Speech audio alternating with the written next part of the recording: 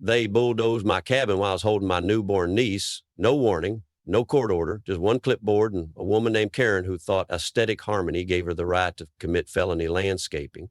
She submitted a fake map, flattened 50 years of family history, but what she didn't know, I wrote the damn maps for this county. And now she's about to learn what happens when HOA overreach meets government receipt. I'd just finished screwing in the final hinge on the screen door when I heard the knock. 3 sharp taps with the kind of rhythm that said, "I don't have time, but you're going to give it to me anyway." I opened the door to find a woman standing on my porch with a clipboard tucked under one elbow like it was a legal weapon and a forced smile sharp enough to cut lumber. She wore a pale pink blouse, perfectly ironed slacks, and the kind of sunglasses that made her look like a mall cop for retirement homes. "You must be new here," she chirped, though it sounded more like an accusation than a greeting. "I'm Karen Whitmore, president of the Echo Ridge Reserve Homeowners Association." I wiped my hands on my jeans and nodded once. "Eli Granger, this isn't part of your HOA." Her smile didn't budge. "Well, that's what we need to discuss." Karen looked past me like she was checking the cabin for unlicensed siding. "You're aware that structures visible from the Eastern Trail need to comply with aesthetic harmony?" I stared at her. "This cabin's been here since the 70s. I just restored it. New roof, fresh stain, better insulation. Didn't change the footprint, just brought it back to life." She wrinkled her nose like I'd said the place was built from wet raccoon. It looks rusty." "It's a cabin," I said, "not a day spa." She made a note on her clipboard with a pen that clicked louder than it needed to. "We've had several complaints about the color, the lack of architectural conformity, and—" She looked directly at my porch swing. "Non-regulation fixtures." I almost laughed. "That swing's been here longer than your HOA's bylaws." She smiled tightly. "Then it's probably rotted through both." What she didn't know, and what made this interaction a whole lot more fun for me than for her, was that I wasn't just some recluse in a flannel shirt trying to relive my Boy Scout days. I worked for Lane County, specifically the recorder's office. For the last 8 years, I'd been the guy stamping permits, certifying plats, and approving boundary lines for half the developments in this region, including Echo Ridge Reserve. I'd personally reviewed and signed off on the boundary maps for this neighborhood when it expanded 5 years ago. In my cabin, it sat 2 full acres outside of their jurisdiction. I'd measured it myself, twice, with a GPS survey tool and a cold beer. But watching Karen circle my property like a hawk with a zoning fetish, that was new. "I'll be following up," she said, backing down the steps. "This structure may be subject to retroactive review." "Good luck with that," I said. "Hope your HOA fund covers embarrassment." She didn't respond, just pivoted in her orthopedic wedges and marched back toward the main trail, muttering something about preserving visual integrity. I stood there a minute longer looking at the place. The cabin wasn't fancy, just cedar logs, tin roof, wraparound porch, and a wind chime made from old 308 casings. My grandfather built it, my father patched it, and now it was mine. It wasn't just wood and nails. It was history, family, peace, and now, apparently, an eyesore with a swing too charming for Karen's standards. I stepped inside and pulled open my file cabinet. Top drawer, section marked HOA jurisdiction, Echo Ridge. The map inside still had my signature in the bottom corner. I traced the boundary with my finger and smiled. She was about to learn the hard way that lines on a map aren't just ink, they're law.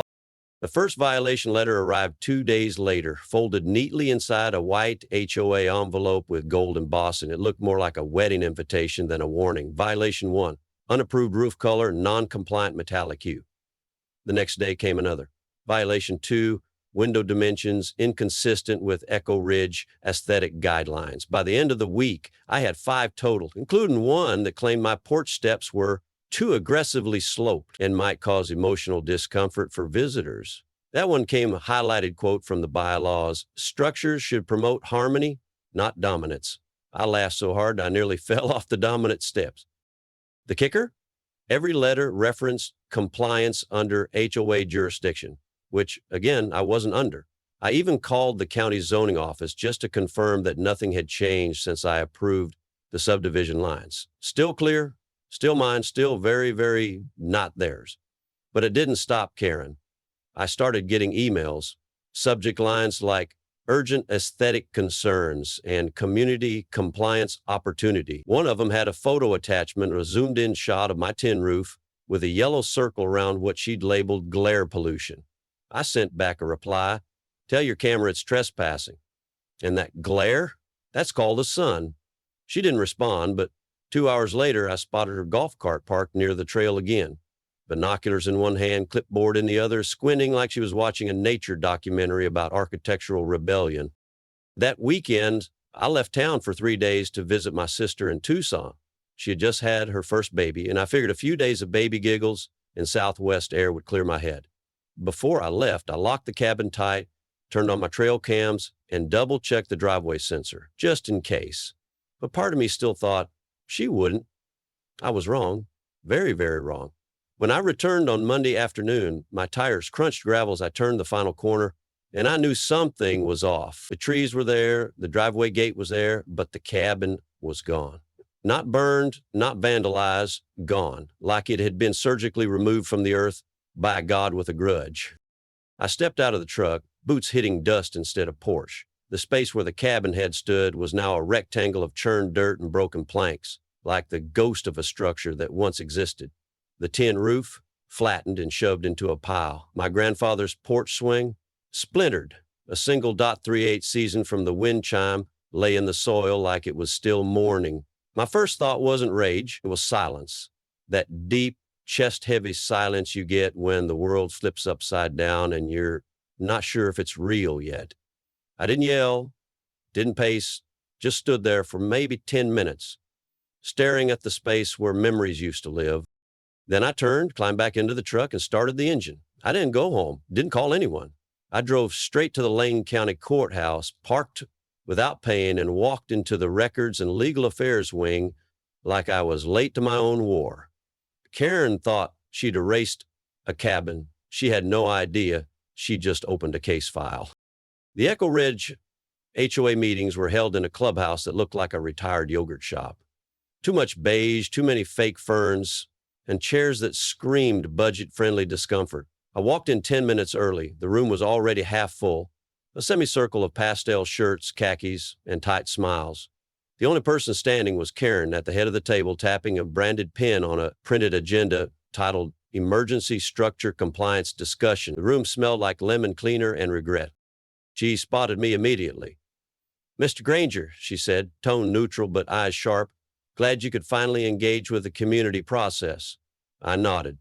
"Thought I'd drop by, since someone dropped a bulldozer on my cabin." A few board members shifted in their chairs.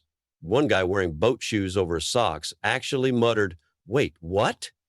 Karen raised her hand like a queen calming peasants. "Let's be clear," she said, eyes still on me. "We removed a non-compliant, unapproved structure that was undermining neighborhood value and aesthetics. The board authorized corrective action." I took a step forward and dropped a manila folder on the table. "Let's be clear."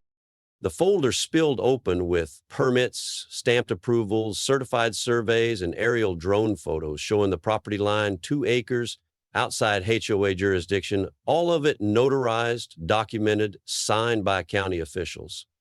And one other signature, mine. Karen glanced at the top page, blinked at the signature, then looked back at me. That cabin was legally restored within historic preservation guidelines on land that's been in my family since before your HOA bylaws were even a twinkle in a suburban developer's eye.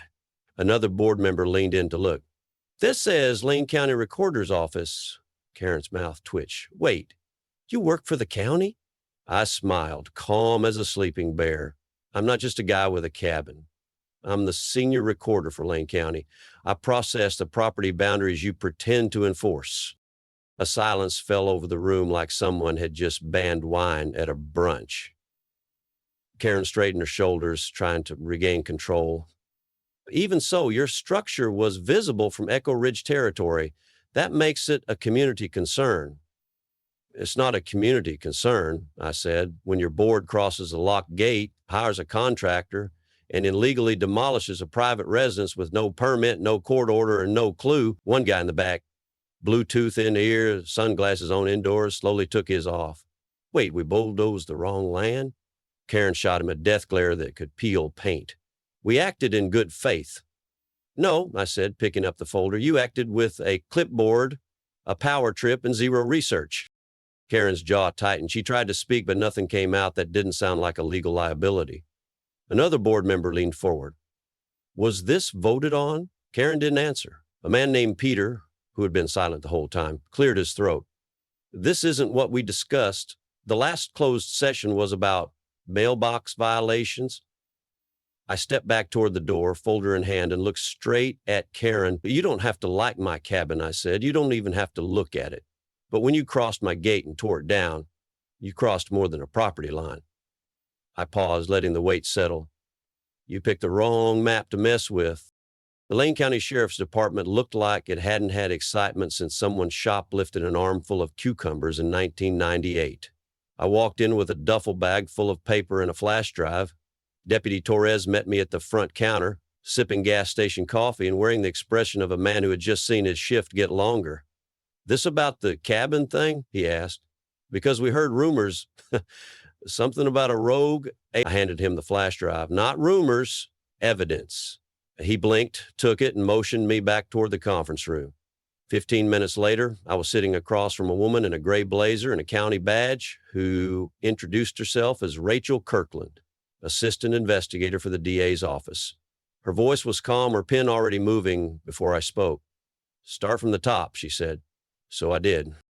I laid out everything, certified property lines, drone images, time-stamped HOA letters, the demolition aftermath. She flipped through a printed site map and raised an eyebrow. This is very clean. I work in land records, I said. I alphabetize nightmares for a living. Rachel smirked. We're going to get along. Torres came back with an iPad, tapping the county permit system. Found the parcel? Yep. Cabin was outside HOA boundaries, fully permitted, legally zoned. He scrolled again. Karen Whitmore reported an abandoned, unsafe structure on community land, said it posed a fire risk. The address she submitted? He turned the screen. It was my lot, with the last two digits flipped. Rachel tapped her pen on the table. That's not just a clerical error. That's deliberate misidentification. If she hired the crew based on that address, she committed fraud, I finished. Rachel nodded slowly. And possibly conspiracy. The next morning, I drove to Western Timber and Demolition, a squat concrete building with a spray-painted sign and a dumpster that looked like it had seen a bar fight. Inside, I met the contractor, Rick Caldwell, mid-50s, camo hat, handshake like a vice grip. I figured you'd show up, he said, before I even introduced myself. I didn't know that land wasn't hers. You didn't check? I asked. Karen gave me a printed site map, HOA stamped. He pulled a folder from a desk drawer and slid it across. Inside, a signed work order, email printouts, and a PDF attachment labeled Echo Ridge Zone Map, revised. The map had HOA seals and pixelated lot lines that looked like someone traced them with a crayon. This map's fake, I said. Rick rubbed his jaw. I'll cooperate, he said. You want the emails, the invoice? I got them all. That night, I sent everything to Rachel. She called me 20 minutes later. You just gave us a whole case file, she said. We're drafting charges, criminal trespass, destruction of private property, falsifying municipal records. And if we can prove she altered that map, she's cooked, I said. Rachel chuckled to a crisp. By the end of the week, subpoenas were flying faster than HOA newsletters. Rick turned over his server backups, showing that Karen emailed the work order from her personal Gmail, complete with the subject line, "Take care of the cabin quietly." Torres forwarded me the arrest warrant in progress. It's not every day, he said, that an HOA president fakes a map to bulldoze the wrong damn house. The official knock came on a Wednesday morning, delivered by a deputy wearing mirrored sunglasses and the weary look of someone tired of saying the words, "You've been served." Karen Whitmore opened her door wearing a silk robe and holding a green smoothie that matched the envy she usually projected. She took the subpoena with two fingers like it might stain her. This is a mistake, she told the deputy, who responded with a shrug that said, "Tell it to the judge." That same afternoon, the county DA's office issued a public statement. The HOA was under active investigation for unlawful property destruction, and charges were pending against its president. Local news picked it up with the kind of glee usually reserved for parades and escaped zoo animals. I didn't wait. That night, I uploaded the before and after photos of my cabin side by side with drone footage of the empty lot. No narration, no drama, just the facts, and a caption that read, "This is what HOA compliance looked like last week." Then I posted it to a Facebook group called HOA Nightmares, 270,000 members strong and growing by the hour. Within 12 hours, it had over 14,000 likes, 3,000 shares, and a comment section that read, like a courtroom roasting session, "She really said demolish now, apologize never. That cabin had more legal standing than her haircut. Justice is spelled Grangerr." I had to turn off notifications to keep my phone from overheating. But it wasn't just the internet that noticed. The next few days, neighbors I'd never spoken to started stopping me at the gas station, waving from their porches, even dropping by with coffee. Turns out, Karen had a long, illustrious career of denying homeowners basic repairs. One guy named Daryl told me she'd rejected his permit for a front deck because it was too emotionally assertive. Another woman said her kid's sandbox was labeled a disruptive installation, but the one that hit hardest was Russell.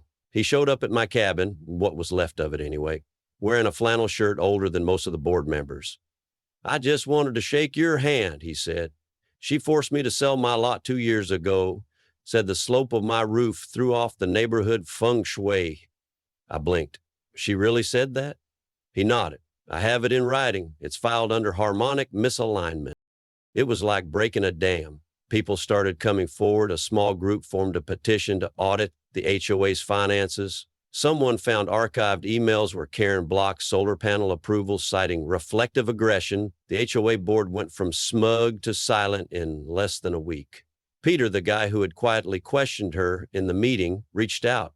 "We didn't know how far she was going," he said. "She handled most compliance reports herself." "That's the problem," I replied. "One person with a clipboard and no oversight is more dangerous than a broken swing." The community, once policed into obedience, was waking up. By Friday, the Echo Ridge Reserve HOA looked less like a governing body and more like a sitcom cast mid-scandal. Board members began resigning to spend time with family. Karen, meanwhile, was spotted yelling into her phone near the clubhouse dumpster, wearing sweatpants and a visor like a retired tennis coach gone rogue. It was almost poetic. The woman who once measured porch paint with a Pantone chart was now ducking news vans and dollar store sunglasses, and the cabin she tried to erase, it had become a symbol of resistance, of overreach exposed, and of a community no longer willing to be managed by pastel tyrants and weaponized paperwork. The hearing was scheduled for 10 o'clock a.m. sharp in courtroom 4B, but by 9:30 the benches were packed. I recognized faces from the neighborhood, a few local reporters, and even someone live streaming with the caption, "HOA Queen faces cartographic karma." Karen entered through the side door wearing a gray suit 2 sizes too tight and a pair of sunglasses that screamed, "This is fine." Her lawyer, a man with thinning hair and an overconfident tie, carried a briefcase that looked heavier than his argument. Meanwhile, I had 3 things: a laser pointer, a county-certified property map, and the quiet confidence of someone who knows where his dirt ends and someone else's begins. When it was my turn, I stood up, handed the judge a printed binder, and tapped the projector screen. Satellite imagery popped up, a wide view of Echo Ridge Reserve, zooming into my 2.3-acre parcel. "Your Honor," I began, "this image was taken 11 days before the demolition. The red outline is my property. The blue overlay is the HOA's jurisdiction. As you can see," I clicked once, the 2 zones didn't even touch. "The structure in question, resort cabin, county approved, is here." Another click. 67 feet outside the HOA's eastern boundary, and here, I pulled out a hard copy, is the demolition order submitted by Miss Whitmore. It cites this address, one that doesn't legally exist. The judge peered over his glasses, brow tightening. "You're saying the order references a falsified parcel?" "I'm not saying it," I replied. "The land is." Karen's lawyer objected. There was confusion due to overlapping property descriptions. Our client acted in good faith to protect community standards. Community standards don't come with bulldozers, I said. They come with votes, permits, and boundaries. She skipped all three. The judge held up the printed map. I see no legal overlap. In fact, this makes clear that the HOA acted outside its authority. He turned toward Karen. Mr. Whitmore, were you aware of this boundary discrepancy at the time of the demolition? Karen opened her mouth but hesitated just long enough to answer without answering. We had concerns about the visibility. That's a no, the judge cut in. Motion to proceed with civil trial is granted, and I'm referring this to the district attorney for further review. Within hours, the DA's office issued a formal announcement. Charges were being filed against Karen Whitmore for destruction of property, abuse of power, and submission of falsified municipal documentation. The term they used was deliberate jurisdictional overreach. Local news ran with it like their ratings depended on it. One segment even pulled up the aerial footage from my Facebook post and dubbed it over with courtroom audio. A headline scrawled across the screen in bold white letters, Karen vs. Cartography, Landmark Land Dispute, Rocks Echo Ridge. The anchor tried to say jurisdictional fraud with a straight face and failed. The same evening, the HOA sent out a mass email, subject line leadership transition announcement. No apology, no ownership, just a sterile note saying Karen was stepping down to focus on personal matters. Someone forwarded it to me with a caption that read, translation, pack it up, clipboard commander. I didn't reply. I was too busy scanning old blueprints in my home office, smiling at a framed copy of the 2009 county map, the same one I'd signed a decade ago, the same one that now sat on the judge's desk, the one Karen ignored when she crossed my line, not metaphorically, literally. 3 weeks after the hearing, the first beam went up. Fire-treated lumber, certified pressure-rated, delivered by a contractor whose first question was, you want this one Karen-proof, right? I nodded.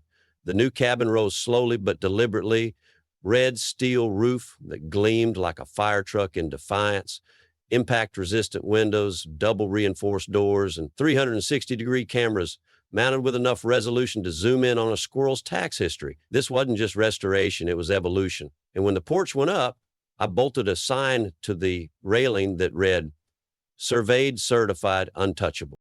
Neighbors watched the construction from lawn chairs. Some brought lemonade. Others brought stories of past HOA fines, denied garden beds, and silent frustrations. By the time the red siding went on, the mood had shifted. This wasn't just about one man in a bulldozed cabin anymore. It was about a community that had been muzzled by pastel tyranny and PowerPoint bylaws. The final nail was hammered in on a sunny Friday, and the next morning, I sent out an open invitation. No RSVP, just one rule, no clipboards allowed. The reopening party was part barbecue, part courtroom reunion, part petty victory parade. I handed out custom T-shirts that said, Maps Don't Lie Crew, with a topographical map printed on the back and a tiny red dot labeled Karen's Miscalculation. Someone brought potato salad. Another rigged a karaoke machine to autoplay HOA complaint letters with dramatic voiceovers. The main event, a slow-mo mention video loop on a projector showing the original cabin, then the demolition site, then the new one rising like a phoenix with the county seal stamped on the screen. The crowd roared. Even the raccoons seemed impressed. That same week, Echo Ridge held an emergency board election. Karen was out. 3 other members had already resigned to spend more time not being sued. The new president was Tamika Holloway, a retired middle school teacher with a mean, sad eye and zero tolerance for nonsense. She once taught civics and now taught board meetings how to run on time. Her first motion, an immediate audit of all past violations. Her second, a full rewrite of the HOA charter, line by line, in a public forum with actual resident input. People clapped, people volunteered. One guy even cried. Turns out he'd been fined 3 times for a decorative gnome that was visually aggressive. Meanwhile, the HOA's insurance company approached me with a fast-track payout offer. 6 figures, full NDA, nice and clean. I read the offer, set it down, and smiled. Tell him no, I said to Lucian, my lawyer. I don't want quiet money. I want change. So instead of cashing in, I proposed a settlement that included not just reconstruction, reimbursement, but also mandatory bylaw reform, an external oversight committee for 5 years, and a legally binding clause preventing any HOA action on properties outside its boundary. Lucian called it vindictive. I called it civic clarity. By the end of the month, the offer was accepted. A press release was issued. HOA Nightmares picked it up again. The headline read, "The Red Cabin That Burned Down a Boardroom." A photo of the new structure, sunlit, bold, and defiant, sat next to an inset image of the old, erased one. Same location, same owner, very different ending. And in the bottom corner, barely visible, was the metal sign on the surveyed, certified, untouchable. The land hadn't moved an inch. But the neighborhood, it had crossed a line, finally in the right direction. Erin didn't go to jail. Not exactly. She took a plea deal, 18 months of supervised probation, a 5-figure restitution payment, and a statewide ban from holding any position on an HOA board, advisory group, or architectural committee. Her mugshot didn't make the front page, but it did become someone's Halloween costume. And while she didn't publicly apologize, the court-ordered statement published in the Echo Ridge newsletter came close. I overstepped my authority. I acknowledge my actions caused harm. I accept the consequences.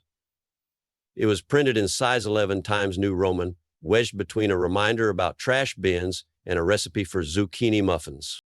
But we weren't done. With Tamika Holloway leading the board and the old guard swept out like expired condiments, we started rewriting the HOA charter from scratch. Not a review, not a light update. We burned it down, metaphorically this time, and rebuild it with input from actual residents. Garden gnomes? Allowed. Solar panels? Encouraged. Lawn flamingos? Welcome. But the biggest addition came under a new section called Boundary Integrity. Clause 1, no member, officer, or affiliate of the HOA may enforce action or impose penalty beyond the legal jurisdiction of the association.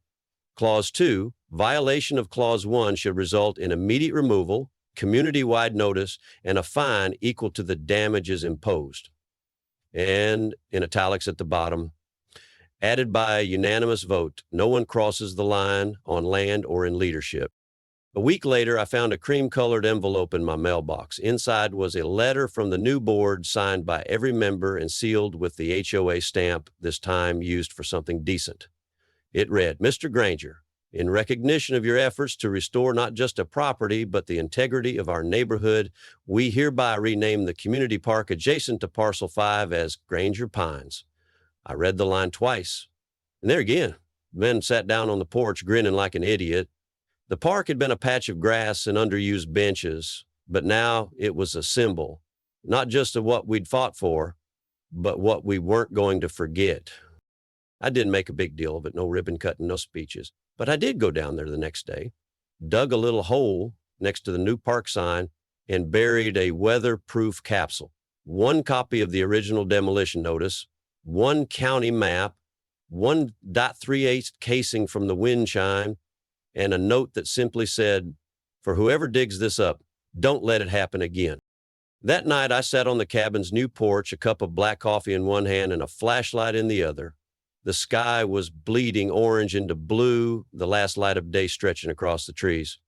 Behind me, in the entryway, hung the framed county map from 2009, my signature still faintly visible in the corner, and below it, carved into reclaimed cedar, was the plaque I'd waited months to hang. The land remembers who protected it, and so do we. Somewhere out there, I'm sure Karen still thinks she was right. Maybe she's measuring someone else's fence with a ruler and a grudge. Maybe she joined a book club and ruins that instead. Doesn't matter. Because here, on this land, under this roof, lines matter again. Not just the kind drawn on maps, but the kind that tell people where power ends and decency begins. Sometimes the loudest power trip in the neighborhood doesn't wear a badge. It carries a clipboard and a superiority complex. But here's the thing. Boundaries exist for a reason. Land boundaries, legal boundaries, respect boundaries. And if someone crosses all three with a bulldozer and a Karen grin, you don't just get mad. You get documented. You get organized. You get even. Because justice doesn't always come with handcuffs. Sometimes it shows up with receipts, a map, and a community that finally says, "Nah, we're done with this HOA nonsense." If you've ever had a neighbor like Karen, hit that like button so hard it files a violation report. Drop your own HOA horror story in the comments. We might just feature it next. And hey, don't forget to subscribe because around here, we turn petty HOA drama into poetic justice, one cabin at a time.